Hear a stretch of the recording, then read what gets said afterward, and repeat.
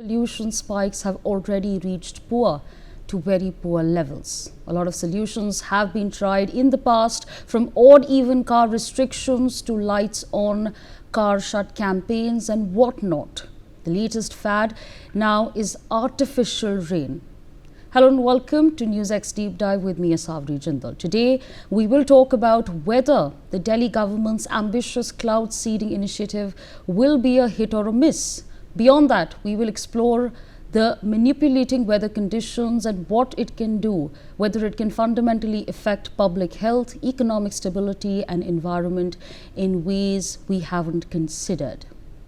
The Delhi government has allocated rupees 3.21 crores for the pilot project, with the Department of Aerospace Engineering at IIT Kanpur set to conduct the operations following approval from the Directorate General of Civil Aviation. A modified Cessna 206H aircraft equipped with cloud seeding instruments will conduct flight over North Delhi and neighbouring areas including Loni and Baghpat. Each sortie will target high pollution areas like Rohini, Ravana, Alipur and Burari, releasing particles such as sodium chloride or silver iodide below clouds to induce rain.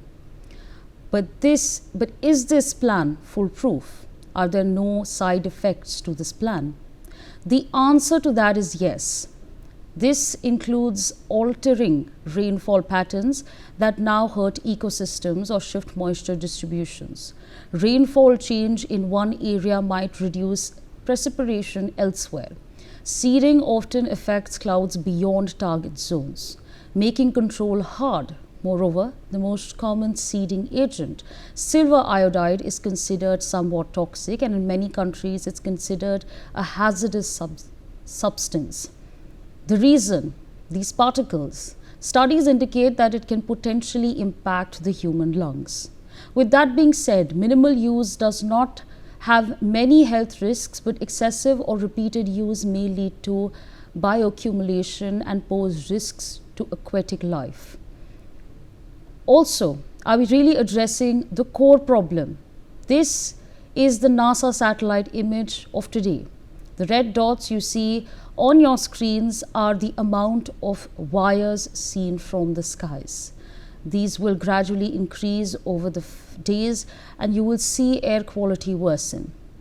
So why are we shying away from addressing the main problem?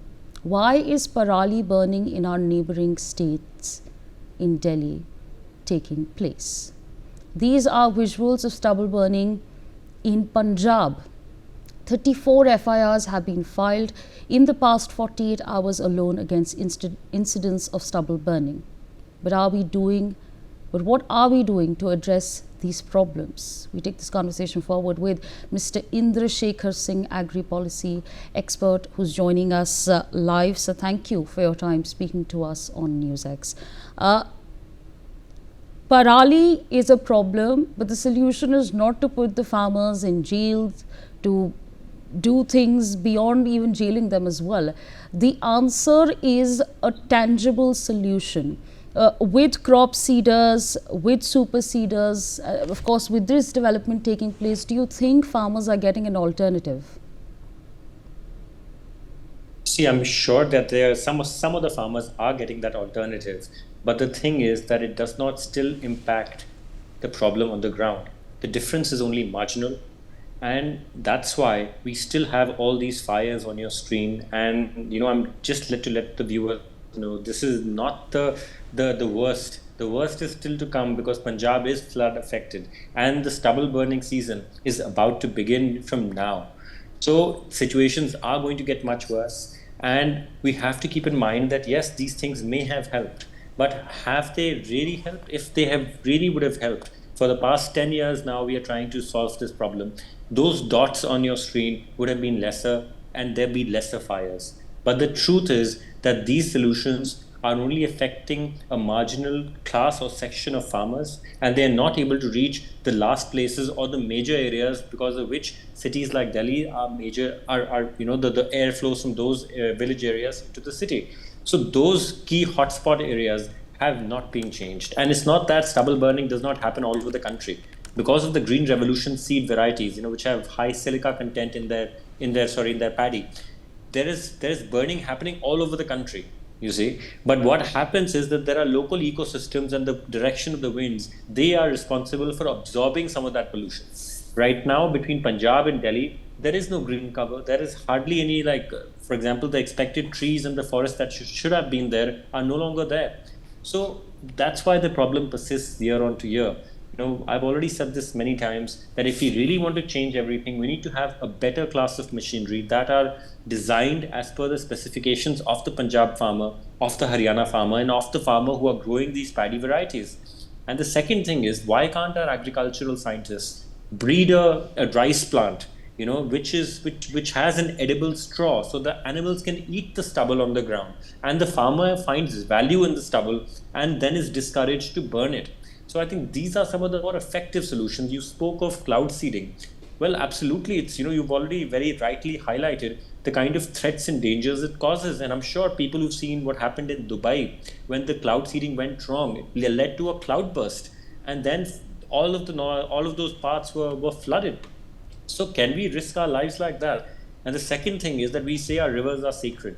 Imagine if all those cloud seeding, silver iodine and silver chloride through the raindrops eventually ends up in our groundwater or is washed up into the Yamuna River. Then you have the entire Gangetic Plain and the aquatic life and the human life across all of the Gangetic Plain, which is affected by these toxic chemicals. Of course, as a really emergency response, we have to subscribe to it, because people in Delhi and other places are deeply suffering.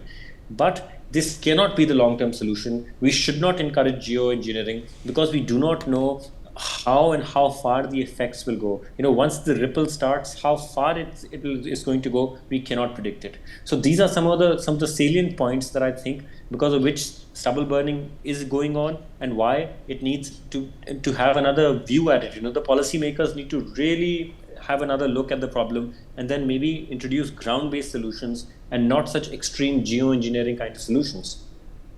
I'd like to understand from you, are you principally in agreement when I say that there is an innovative start that is at least taking place in order to first also aid the farmers in some way, and also to make sure that the people of Delhi don't have to bear the brunt of in fact inhaling air that is so toxic?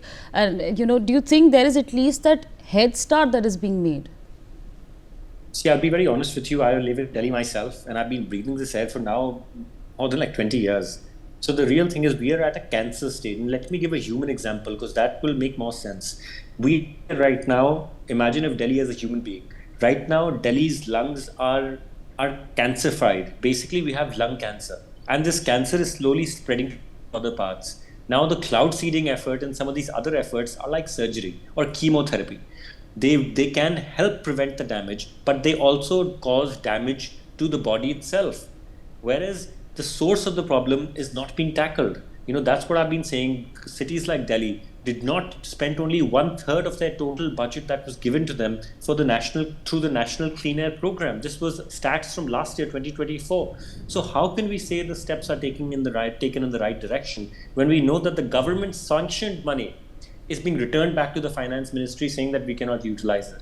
That's a big challenge. My blood boils that when I see children and people suffering, and older people suffering in Delhi, and children being born with bronchitis and asthma problems, that, hey, why didn't we spend the money where we were supposed to? And of course, the governments are trying. I'm not trying to say that it's completely a sham and everyone's at fault. No, but definitely there are some people who are trying to do good, but it seems that there are more people who are trying to use the system for corruption, for personal profits, and not let the solution reach the farmers or the citizens of Delhi and other places. I think that's my point. Like, there is, of course, people trying to make the good things, and there must be 20% people who are trying to do the right thing. But there is a whole chunk of 80% people who are then responsible for the pollution themselves. I'm talking about people who are driving too many cars, who own too many cars, who are like basically who are doing industrial pollution, who are in dust and construction activities. There the problem really lies there. And the stubble burning thing adds to the problem. So maybe there are 20% farmers who are trying to stop this, but there's still an 80% chunk who have no other option but to burn stubble farming. The paddy straw. Once again, I emphasize that if the real effort has to be made, we need to get the IITs, we need to get the engineering colleges, We need to get them on the ground and design a machine for paddy that can actually remove the stubble with the grain. And if that's not possible, we have to go to the agricultural scientists and tell them to breed a variety for Punjab like the basmati, where the straw of the paddy after the grain has been harvested becomes a valuable fodder for the crops, for the cattle. That's the only two natural solutions we can have, one mechanical and one natural solution, through which we can very cheaply solve this problem. All right, absolutely. With that, I'd like to thank you for joining us on NewsX, sharing your perspectives with us. On that note, a quick short break.